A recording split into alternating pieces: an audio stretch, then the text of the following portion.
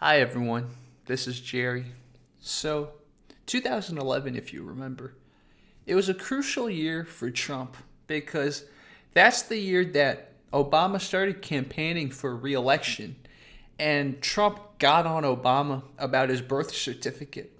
Trump claimed that Obama was not born in America, therefore Obama can't be president because of our Constitution, and I can't find the video on YouTube anymore, but Trump at one point said, look, if Obama revealed his birth certificate, he's going to give $1 million to charity. I remember that video.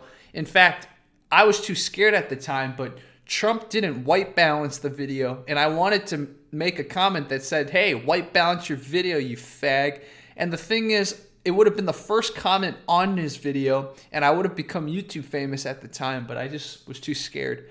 But anyways, all this aside, 2011, Trump was thinking about running for president. He was thinking about running against Obama, and his core issue was the birth certificate. And of course, we all knew what happened. Whether it was real or not, Obama eventually found his birth certificate and showed it to everyone. And this is the dinner where the president at the time, which was Obama, would call in influential people from all over the media and other influential business people, and they would just joke around with each other. Basically, it's like a media circle jerk with the president. And of course, most of media is left-leaning, so this was like a leftist circle jerk. And since the Trump issue with the birth certificate and Obama's birth was the central issue at the time, it became a leftist circle jerk that also involved making fun of Trump. Donald Trump is here tonight.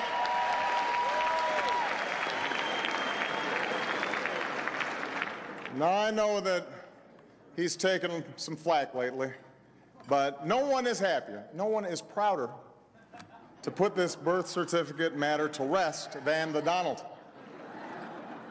And that's because he can finally get back to focusing on the issues that matter. Like, did we fake the moon landing? What really happened in Roswell? And where are Biggie and Tupac?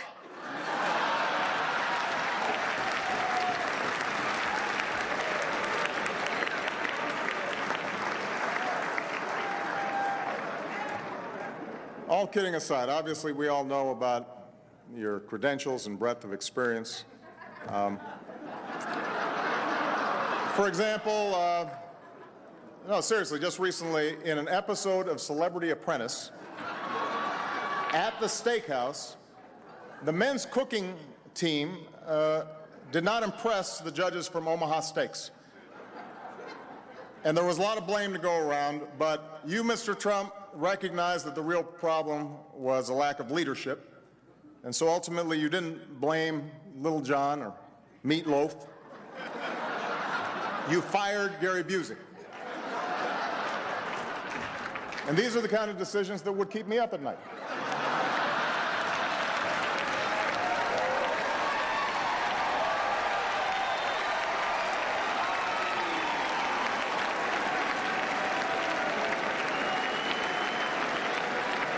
Well handled, sir. Well handled. Say what you will about Mr. Trump. He certainly would bring some change to the White House. Let's see what we've got up there.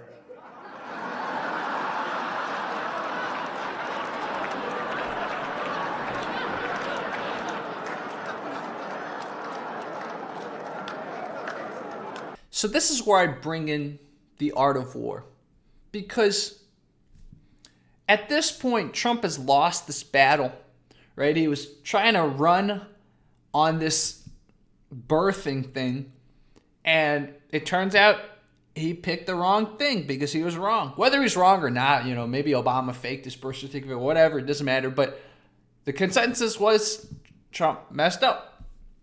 So why I bring in the art of war is one of the best pieces of advice that the art of war gives is this. And I'm just reading a random translation online. I honestly don't remember what the Chinese original text is, but I'm just reading an English translation.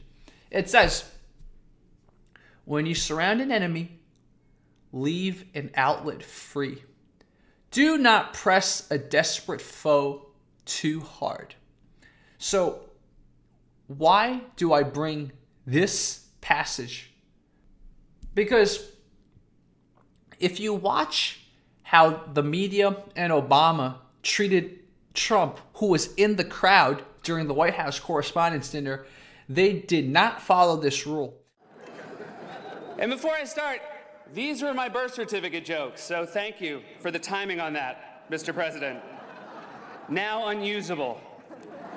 Since we're talking about celebrities and reality stars, we might as well talk about the 2012 Republican candidates. Just look at the options the Republicans are kicking around. Palin, Huckabee, Gingrich, Trump. That doesn't sound like a field of candidate. That sounds like season 13 of Dancing with the Stars. And not the stars, the dancers. And then, of course, there's Donald Trump. Donald Trump has been saying that he will run for president as a Republican, which is surprising since I just assumed he was running as a joke.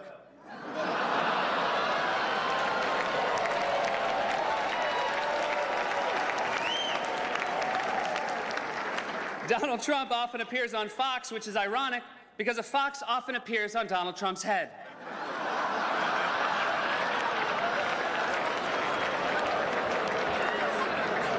If you're at the Washington Post table with Trump and you can't finish your entree, don't worry, the fox will eat it. And if I can for a moment talk about the birther issue, when did we get so suspicious about where people were born?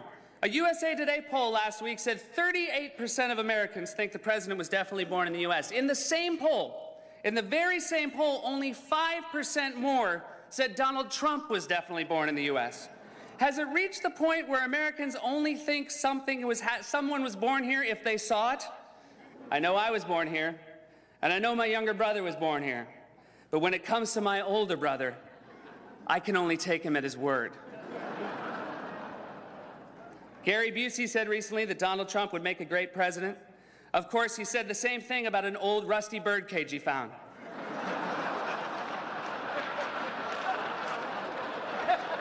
Donald Trump owns the Miss USA pageant, which is great for Republicans because it will streamline their search for a vice president.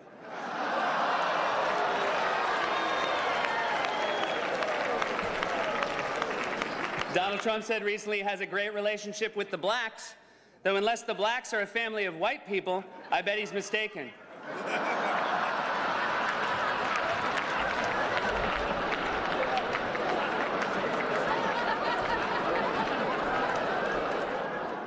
I like that Trump is filthy rich, but nobody told his accent. His whole life is models and gold leaf and marble columns, but he still sounds like a know-it-all down at the OTB. Mr. Trump may not be a good choice for president, but he would definitely make a great press secretary. How much fun would that be? Kim Jong-il is a loser. His latest rally was a flop. I feel bad for Ahmadinejad. He never, man wears a windbreaker. He has no class. I, on the other hand, sell my own line of ties. You can find them at Macy's in the flammable section. Instead of leaving an outlet free for Trump to kind of save a little bit of his image, a little bit of his face, a little bit of his ego, they completely destroyed him that night. They didn't leave any outlet free. They completely destroyed him. And you can just tell by the end of it, Trump in his mind was like, I will fuck you guys up in the future. And he did. He won the election of 2016. And I think if Obama just cracked one joke at Trump, and then Seth Meyers just cracked one joke at Trump, Trump might have not even have ran in 2016. But because they didn't follow the art of war, they didn't realize, do not corner an enemy. Just let him escape. It's you lose less of yourself and your enemy fights less hard, right? They didn't understand that. So Trump felt so cornered that night, and Trump felt his ego destroyed so much that night, he was planning revenge for the next 4 years. So, Remember, people, if you're going to engage someone in combat, be prepared and check your own ego. So when you surround an enemy, you still leave an outlet free for him to escape. It's better that way. You don't want to fight an enemy that realizes it has to fight back, and it has to fight back to its last breath. So that's what I wanted to say, people. Thank you so much for watching or listening, whatever you call this. And I will link The Art of War, at least the MIT translation, on the bottom of my video. Thank you guys. Bye-bye.